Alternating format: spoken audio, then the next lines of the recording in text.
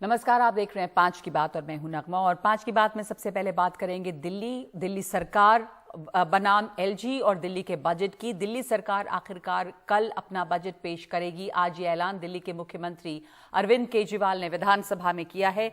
दरअसल आज ही गृह मंत्रालय ने बजट को हरी झंडी दी है, लेकिन दिल्ली विधानसभा के इतिहास में ऐसा पहली बार हुआ है कि बजट तय तारीख पर पेश नहीं हो पाया। इस मुद्दे पर केंद्र सरकार और दिल्ली सरकार में लगातार टकराव चला। दोनों ने एक दूसरे पर आरोप प्रत्यारोप लगाए। इस मुद्दे पर दिल्ली विधानसभा में भी खूब हंगामा हुआ। सदन की कार्यवाही शुरू होने से पहले मुख्यमंत्री केजरीवाल ने प्रधानमंत्री को चिट्ठी लिखकर बजट पास करने की अपील की। आज केजरीवाल ने कहा कि संविधान पे हमला है। ऐसा कभी नहीं होता कि केंद्र राज्य सरकार के बजट को इस तरह से रोक दे।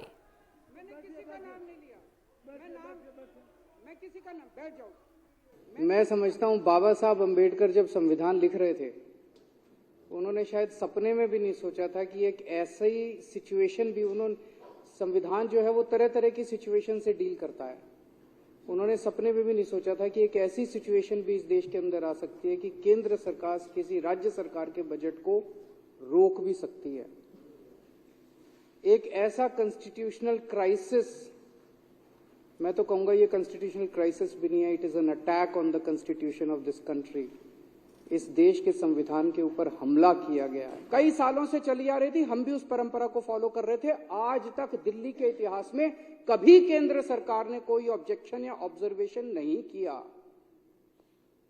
पहली बार ये परंपरा जो है इसको तोड़ा गया। उन्होंने ऑब्जेक्शन लगा के भेजे, ऑब्जर्वेशंस लगा के भेजे। वही अपने आप में असंवैधानिक था। लेकिन हमें लड़ना नहीं है, हम लड़ना नहीं चाहते। हम यहां लड़ने नहीं आए, हम काम करने आए हैं। सोमवार को 20 तारीख को 21 को बजट प्रेजेंट होना था। 20 तारीख को दिन में 2 बजे मंत्री को बताया जाता है जी एमएचए से कुछ ऑब्जेक्शंस आए हैं। तो इन अधिकारियों के खिलाफ तो कार्रवाई होनी चाहिए। बिल्कुल। तो अरविंद केजरीवाल ने आज ये तमाम मुद्दे उठाए हैं विधानसभा में, और साथ साथ ये भी कहा है कि कैसे उन्होंने प्रधानमंत्री को चिट्ठी लिखी, अपील की, हाथ जोड़े हैं दिल्ली की जनता के साथ ऐसा अन्याय नहीं करने के लिए, और तब जाकर दिल्ली का बजट पास हुआ है। हमारे साथ इस वक्त जुड़ रहे हैं आम आदमी पार्टी के नेता राघव चड्ढा। राघव, धन्यवाद आपका। और अरविंद केजरीवाल को हमने सुना, लेकिन जो आरोप एलजी की तरफ से लगाए जा रहे थे या जो सवाल जो गृह मंत्रालय की तरफ से उठाया गया, उसमें ये कहा गया कि आप लोगों से कई तरह की आपत्तियां थी अगर गृह मंत्रालय को, तो जो सवाल पूछे गए, जो आपत्तियां थी, उस पर आप लोगों ने जवाब ही नहीं भेजा। तो इसलिए भी बजट में देर हुई। तो दिल्ली सरकार ने जवाब क्यों नहीं भेजा?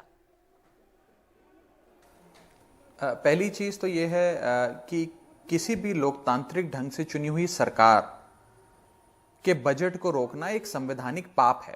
It's a constitutional impossibility.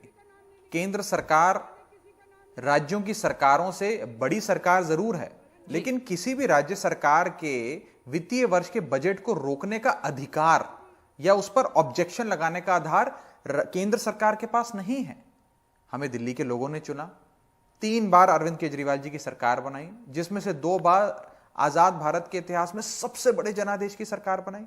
हम हर साल बजट प्रस्तुत करते हैं, सारी सरकारें हर साल बजट प्रस्तुत करती हैं, लेकिन पहली बार 75 साल के आजाद भारत के इतिहास में देखा गया कि केंद्र सरकार एक चुनी हुई सरकार के बजट पे रोक लगा दे कि बजट प्रस्तुत ना करे। 21 मार्च 2023 निर्धारित दिन था, तारीख थी, समय था कि इस दिन दिल्ली के वित्त मंत्री अपना 2 करोड़ दिल्ली वालों के लिए एक वित्तीय वर्ष का बजट जारी करेंगे। उस बजट को रोक लिया। क्या रोका, क्यों रोका? रोका सिर्फ इसलिए कि ये अरविंद केजरीवाल को झुकाना चाहते हैं, आम आदमी पार्टी को झुकाना चाहते हैं, गंदी सियासत करना चाहते हैं। अब इन्होंने बहाने ये बनाए कि एडवर्टाइजमेंट को लेकर, पब्लिसिटी और अवेयरनेस को लेकर बहुत बड़े खर्चे हो रहे हैं इसमें। मैं इन लोगों को आपके माध्यम से कहना चाहता हूं, जो इस साल बजट में जितना पैसा आवंटित किया गया है पब्लिसिटी और अवेयरनेस के लिए, आज से पिछले वाले वित्तीय वर्ष में भी उतने ही पैसे आवंटित किए गए थे इस चीज के लिए। उससे पहले वाले वित्तीय वर्ष में भी उतने ही पैसे आवंटित किए गए थे। उससे पहले वित्तीय वर्ष में भी उतने ही पैसे आवंटित किए गए थे। उसमें तो कोई संशोधन ही नहीं करा गया, कोई इजाफा ही नहीं किया गया। फिर ये रोक क्यों? दूसरी चीज ये कहते हैं कि इंफ्रास्ट्रक्चर और डेवलपमेंट के लिए कैपिटल एक्सपेंडिचर बहुत कम है। मैं आपको बता दूं कि 22,000 करोड़ रुपए का इंफ्रास्ट्रक्चर का डेवलपमेंट का पैसा, कैपिटल एक्सपेंडिचर का पैसा इस साल बजट में प्रावधान दिया गया है, जो आज तक के दिल्ली के वित्तीय इतिहास में सबसे अधिक है, सबसे ज्यादा है। तो फिर रोक किस चीज की?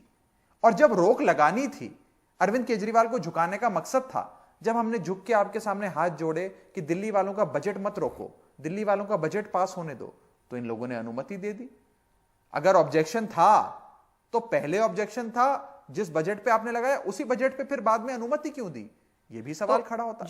जी, तो आप ये कह रहे हैं कि इस बजट में आप लोगों ने कोई बदलाव नहीं किया। अब जो बजट पेश किया जाएगा दिल्ली का, वो वही बजट है जिसके ऊपर गृह मंत्रालय की तरफ से आपत्ति लगाई गई थी, यानी कि कैपिटल इंफ्रास्ट्रक्चर पे जो खर्च किया गया था वो वही है, विज्ञापन पे जो खर्च किया गया था वो वही है। तो सवाल जो उठाए गए थे उसमें कहीं कोई बदलाव नहीं है, आपत्तियों पे कोई बदलाव नहीं है। तो सिर्फ और सिर्फ आप कह रहे हैं कि झुकाना मकसद था और सेम बजट पास हो गया। बिल्कुल, जो बजट हमने 10 तारीख को, 10 मार्च को ही उपराज्यपाल को, एमएचए को, सबको भेज दिया गया था, जिस पे हस्तक्षेप करने का ना उपराज्यपाल का कोई अधिकार है, ना केंद्र सरकार का कोई अधिकार है।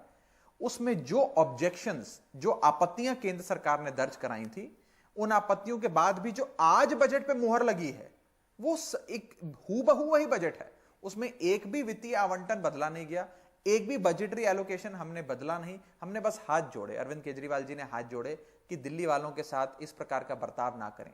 अगर वित्तीय वर्ष 23-24 का बजट आप लोग रोक देंगे तो दिल्ली में डॉक्टरों को सैलरी मिलनी बंद हो जाएगी, नर्सेस की वेतन रुक जाएगा, वार्ड बॉय से लेकर सफाई कर्मचारी की जेब में जो हर महीने सरकार पगार डालती है वो रुक जाएगी, मोहल्ला क्लिनिक, अस्पताल, स्कूल ठप हो जाएंगे, दवाई इलाज बंद हो जाएगा, स्कूल बनने बंद हो जाएंगे, सड़कें बननी बंद हो जाएंगी, कल्याणकारी योजनाएं रुक जाएंगी, वृद्ध लोगों की पेंशन रुक जाएगी।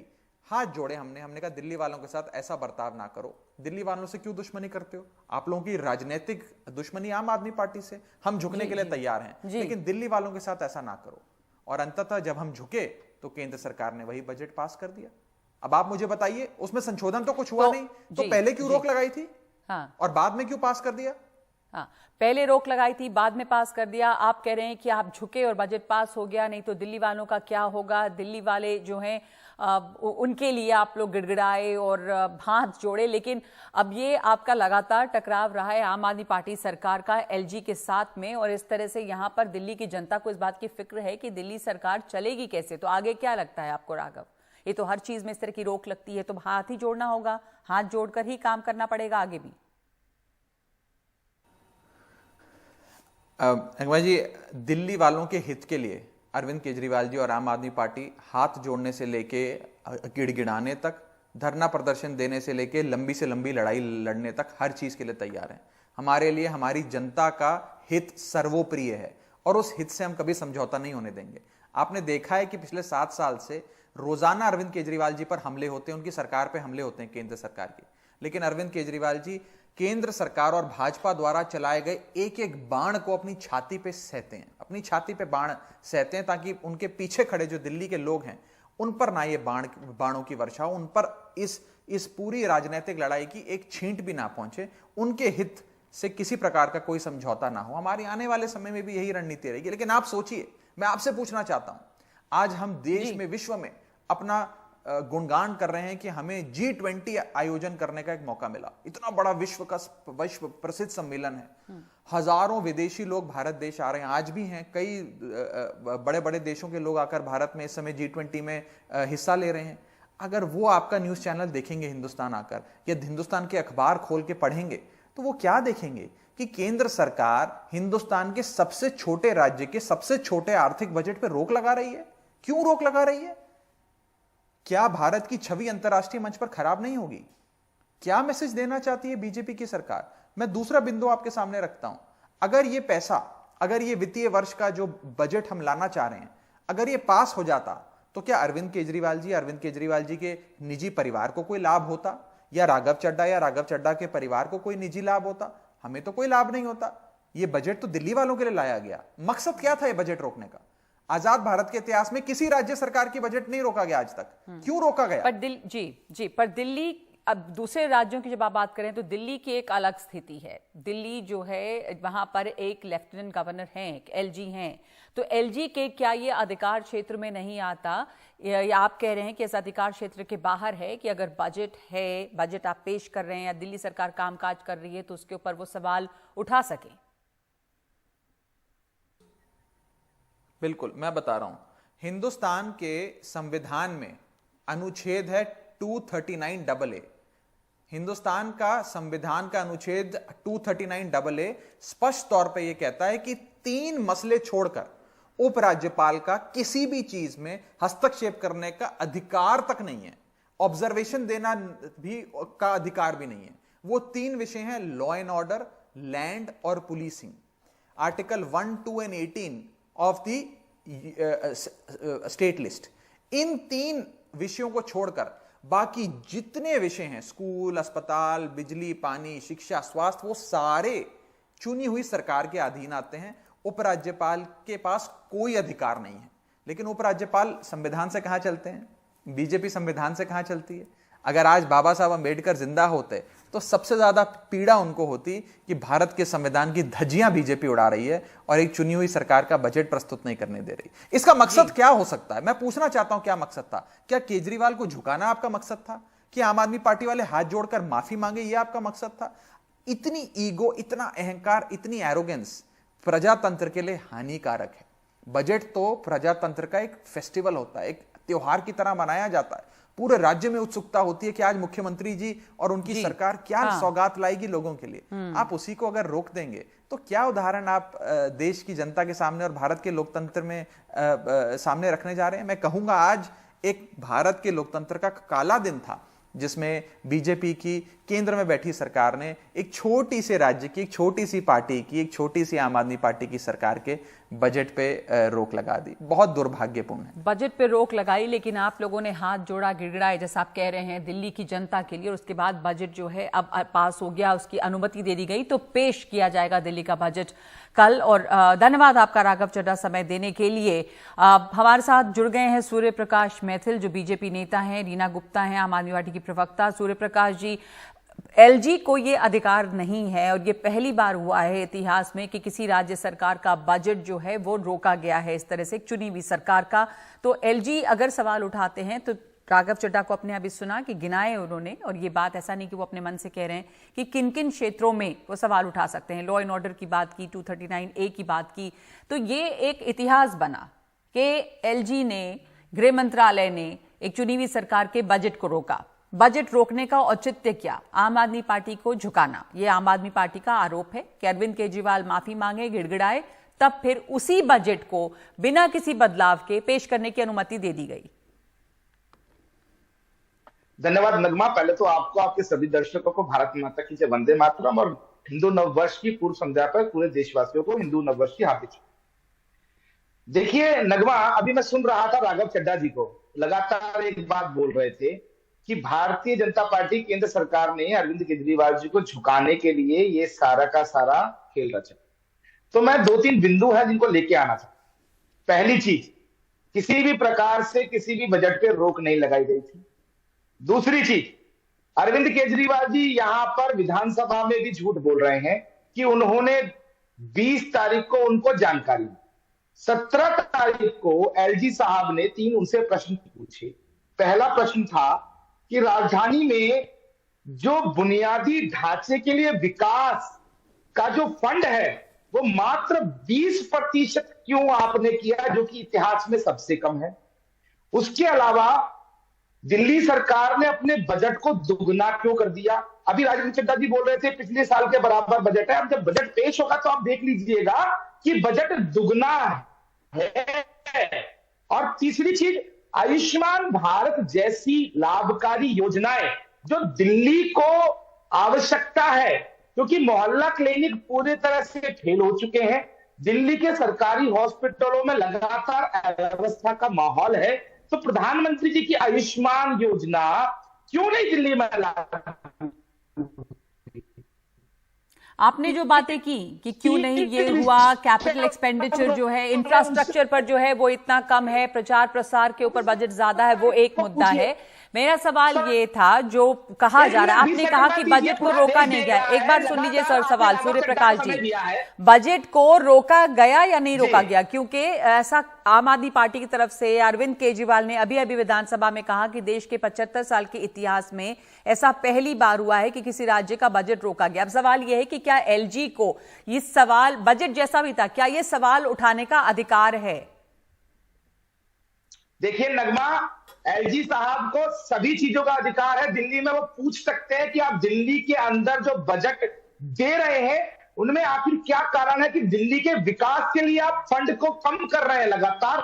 दिल्ली के अंदर जो विज्ञापन का बजट है आप दुगना कर रहे हैं, और दिल्ली के अंदर जो केंद्रीय योजनाएं हैं, जो अत्यंत लाभकारी योजनाएं हैं, उनको आप लागू नहीं कर रहे। ठीक है, ठीक है। रीना गुप्ता, आपका जवाब, एलजी को ये अधिकार है कि वो ये सवाल पूछें कि दिल्ली के अंदर इन योजनाओं को आप लागू क्यों नहीं कर रहे? दूसरी बात, गलत बयानी की है आम आदमी पार्टी ने, दिल्ली ये बजट जो है इसे रोका नहीं गया, सवाल पूछे गए थे जिसका जवाब देना चाहिए था।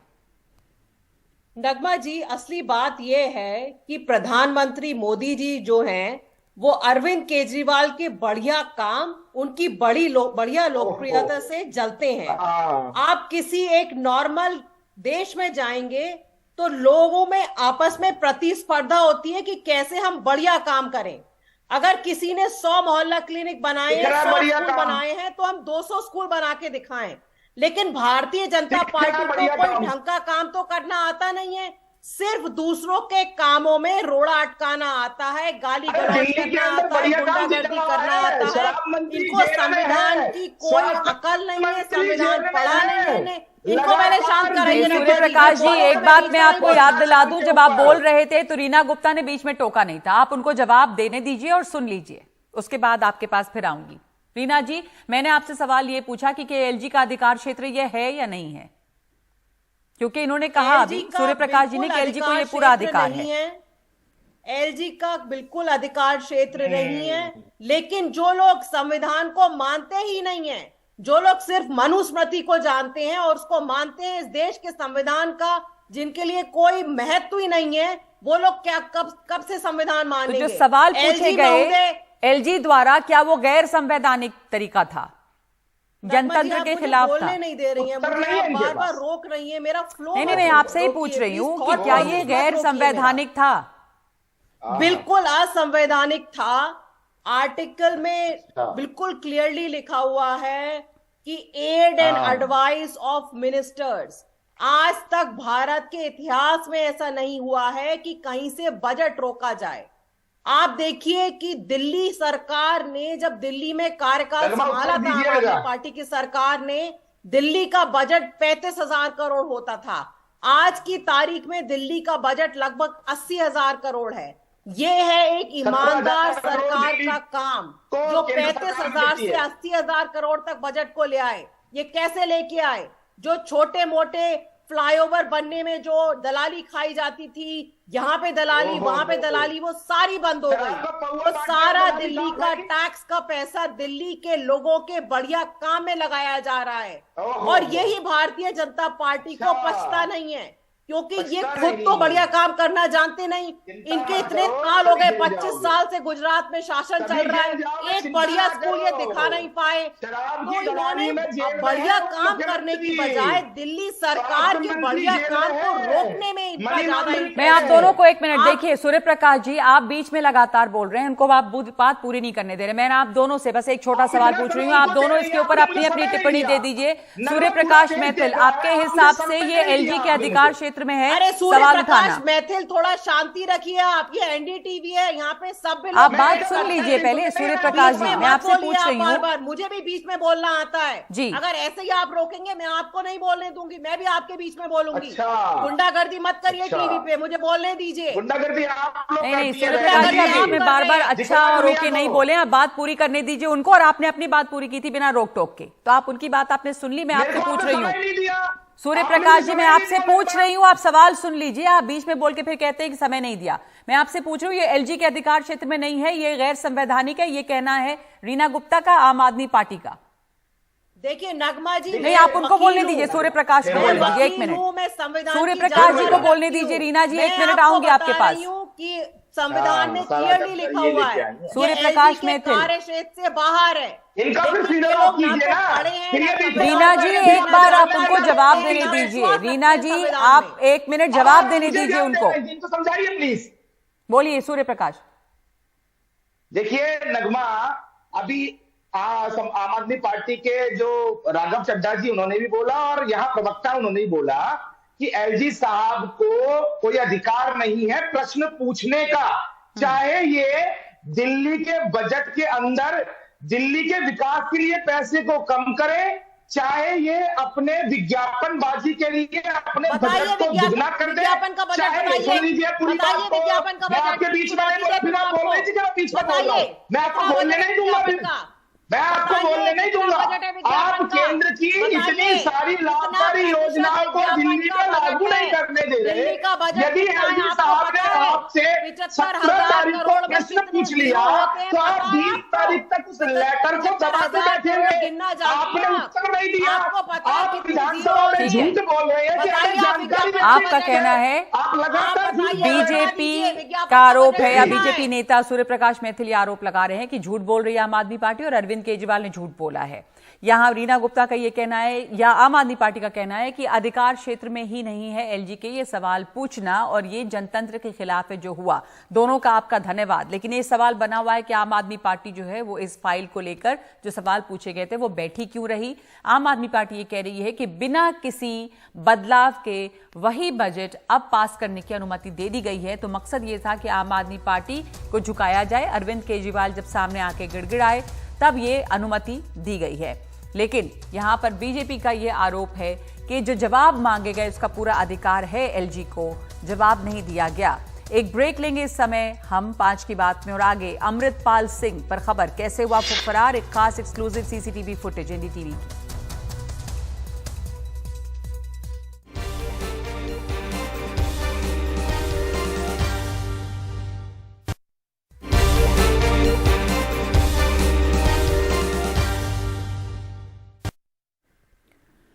पंजाब पुलिस के अभियान के दौरान जो अमृतपाल सिंह को पकड़ने का अभियान चल रहा है उस दौरान अमृतपाल सिंह अपनी मर्सिडीज कार से जालंधर के शाहकोट पहुंचा था। ये सीसीटीवी फुटेज एनडीटीवी के पास है और वहां वो अपनी गाड़ी छोड़कर एक मारुति की ब्रेजा कार में सवार हुआ था। उसी में उसने कपड़े बदले, चोगा उतारा, पैंट शर्ट पहनी और उसके बाद मोटरसाइकिल, जहां पे 2 मोटरसाइकिल थी, उसमें वो फरार हुआ जिसपे उसके 3 सहयोगी भी थे और इस दौरान वो सहयोगी उसके साथ ही थे। पुलिस ने ब्रेजा कार जो है वो बरामद कर ली है। अमृतपाल को भगाने में मदद करने वाले भी 4 लोगों को गिरफ्तार किया गया है।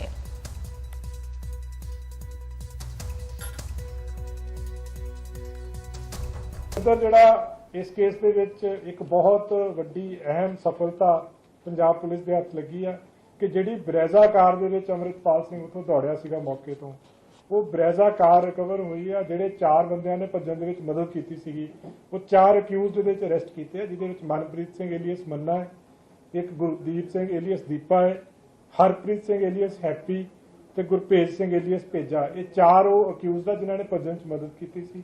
ਬਰੇਜ਼ਾ ਕਾਰ ਇਹਦੇ ਵਾਸਤੇ ਯੂਜ਼ ਹੋਈ ਸੀ, ਉਹ ਬਰੇਜ਼ਾ ਕਾਰ ਰਿਕਵਰ ਹੋ ਗਈ ਹੈ ਕਿਉਂਕਿ ਜਦੋਂ ਇਹਨਾਂ ਨੂੰ ਫੜਿਆ ਗਿਆ ਇਹਨਾਂ ਤੋਂ ਜਿਹੜੀ ਗੱਡੀ ਮਿਲੀ ਆ ਉਹਦੇ ਵਿੱਚੋਂ ਵੀ 315 ਬੋਰ ਦੀ ਇੱਕ ਰਾਈਫਲ ਮਿਲੀ ਆ, ਕੁਝ ਤਲਵਾਰਾਂ ਮਿਲੀਆਂ ਵਾ, ਵਾਕੀ ਟਾਕੀ ਸੈੱਟ ਮਿਲਿਆ ਵਾ।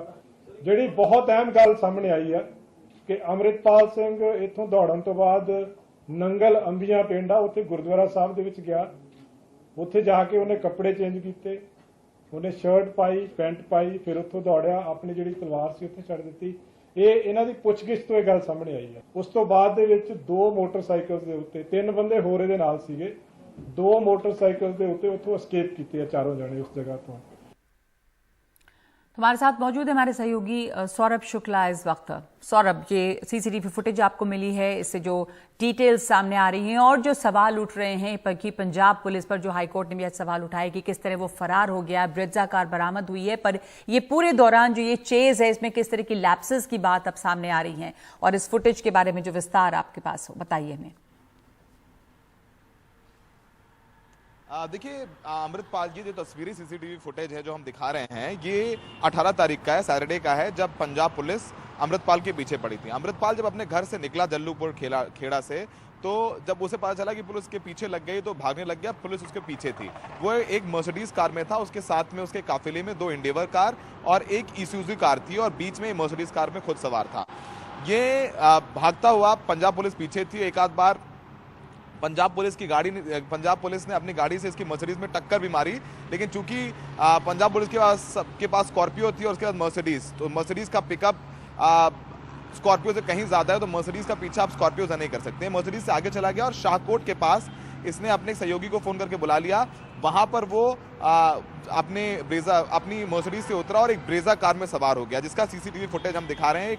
जलंधर के पास के एक टोल बूथ का लिया हुआ सीसीटीवी फुटेज है। इसमें पीछे बैठा हुआ है अमृतपाल ने इस ब्रेजा गाड़ी में ही कपड़े बदले, उसने पैंट शर्ट पहना और अपनी टर्बन बदल ली। ये अमूमन रिलीजियस अटायर पहनता है, एक चोला पहनता, चोला उतार के पैंट शर्ट पहना और इसने अपनी जो टर्बन नीले रंग की थी उसको बदल करके पिंक रंग की टर्बन पहन ली, ताकि ये कहीं भी पहचान में नहीं आया। उसके बाद फिर वो आगे जाकर के 2 मोटरसाइकिलों में बैठा और वहां से फरार हो गया। पंजाब पुलिस लगातार उसके पीछे पड़ी हुई है। 2 मोटरसाइकिल जो है उसमें से एक मोटरसाइकिल बुलेट बताई जा रही है और एक मोटरसाइकिल प्लैटिना बताई जा रही है। और अमृतपाल के साथ इसके 4 और सहयोगी हैं जो फरार हैं। पंजाब पुलिस ने अमृतपाल की मदद करने वाले 4 लोगों को गिरफ्तार किया है, जिनकी गिरफ्तारी होशियारपुर से हुई है। पंजाब पुलिस ने ब्रेजा कार होशियारपुर से बरामद कर ली है। अब बात करें पंजाब और हरियाणा हाई कोर्ट की। नगमा, जिसके बारे में आपने पूछा, देखिए बहुत ये कड़वा सच है कि आपने भले ही अमृतपाल के लोगों को पकड़ा हो, अमृतपाल की कमर तोड़ दी हो, वारिस पंजाब दे की कमर तोड़ दी हो, सक्सेसफुल ऑपरेशन रहा, सब कुछ ठीक है। अब अमृतपाल यहाँ झूठ नहीं फैला पाएगा, जहर के बीज नहीं बो पाएगा, लेकिन अमृतपाल नहीं पकड़ा जा सका। ये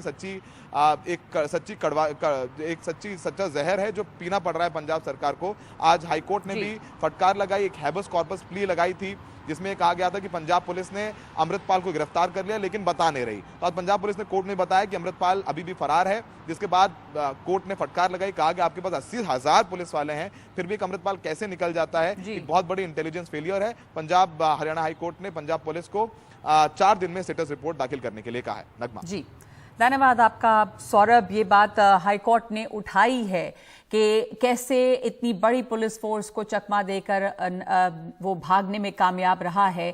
पंजाब हरियाणा हाईकोर्ट ने पंजाब पुलिस को फटकार लगाई है। अदालत ने कहा है कि आपके 80,000 जवानों के रहते कैसे वो फरार हो गया, 80,000 पुलिस वाले क्या कर रहे थे, वो भागने में कामयाब कैसे रहा।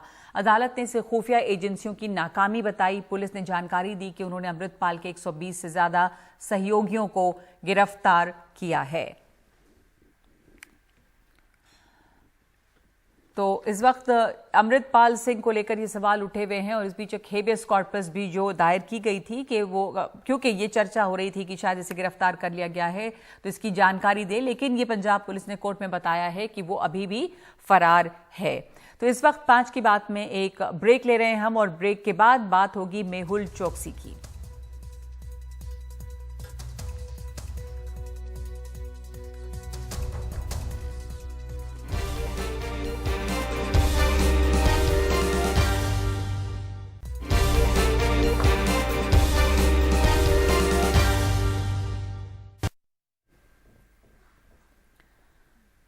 भारत से फरार कारोबारी मेहुल चोकसी को इंटरपोल ने राहत दी है। उस पर रेड कॉर्नर नोटिस हटा लिया गया है, यानी कि अब वो कहीं भी बेरोक-टोक यात्रा कर सकेगा। ये सीबीआई और ईडी के लिए एक बड़ा झटका माना जा रहा है।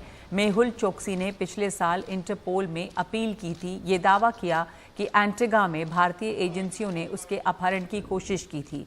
इधर सीबीआई ने एक बयान जारी कर बताया है कि वो किस तरह से भगोड़ों को देश लाने के लिए प्रतिबद्ध है और इस रेड कॉर्नर नोटिस के हटाए जाने का कोई फर्क नहीं पड़ेगा।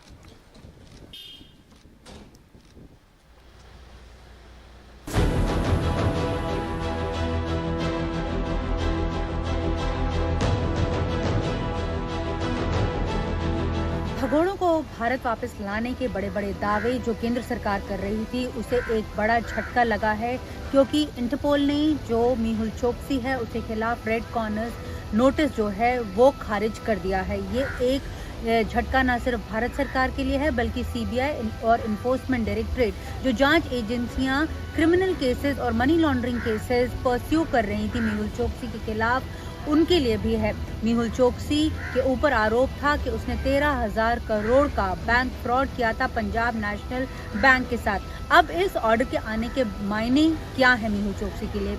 मेहुल चोकसी जिसके ऊपर पहले एक प्रतिबंध लग गया था कि वो ट्रैवल फ्रीली नहीं कर सकता था, क्योंकि RCN यानी रेड कॉर्नर नोटिस के जरिए अगर वो कहीं पकड़ा जाता तो उस देश को मेहुल चोकसी को भारत वापस सौंपना होता था। लेकिन अब ऐसा नहीं है, अब वो किसी भी देश में फ्रीली ट्रैवल कर सकता है। हालांकि भारत सरकार का ये कहना है कि इसका जो एक्स्ट्रेडिशन प्रोसीडिंग्स जो चल रही हैं अलग अलग न्यायालयों में विश्व भर में, उस पर कोई असर नहीं पड़ेगा और ये जो एक्स्ट्रेडिशन प्रोसीडिंग्स हैं ये काफ़ी आगे की स्टेज पर पहुंच चुकी हैं। दरअसल चोकसी ने जो है इंटरपोल को पिछले साल जो है उसने अप्रोच किया था और उसने ये कहा था कि उसका जो RCN है उसे रिव्यू किया जाना चाहिए, इसके मद्देनजर कि उसका अपहरण हुआ था एंटीगुआ में।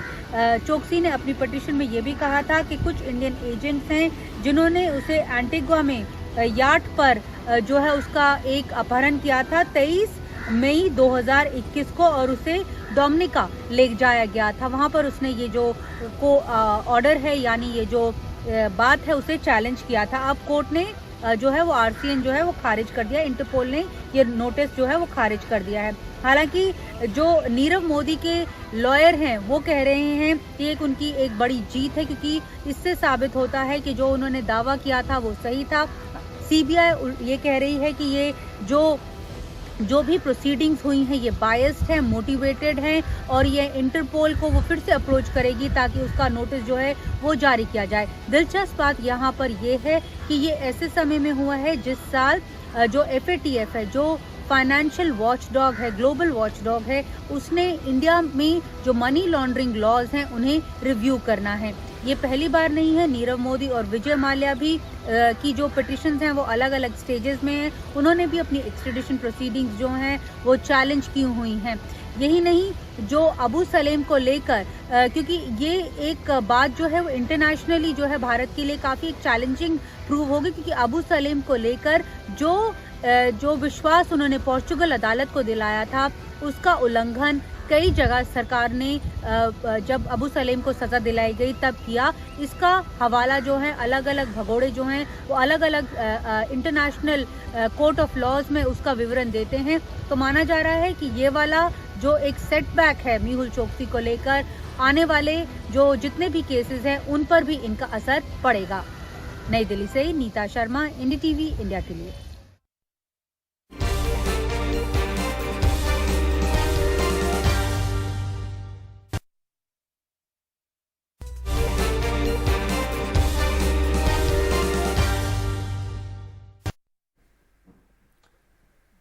राजस्थान सरकार ने आज विधानसभा में right to health bill pass कर दिया है। इसके तहत सबको मुफ्त इलाज मिलेगा। इलाज का बिल राज्य सरकार भरेगी। हालांकि इस बिल का निजी अस्पताल विरोध कर रहे हैं।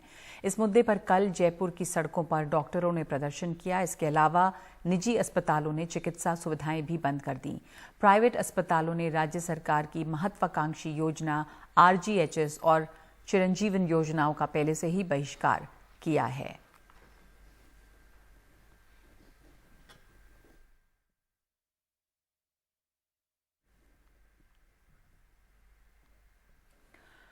तो राजस्थान से ये अच्छी खबर है कि एक महत्वपूर्ण हेल्थ बिल जो है वो पास कर दिया गया है और सभी को चिकित्सा सुविधा प्रदान की जाएगी। 5 की बात में अभी के लिए इतना ही। नमस्कार।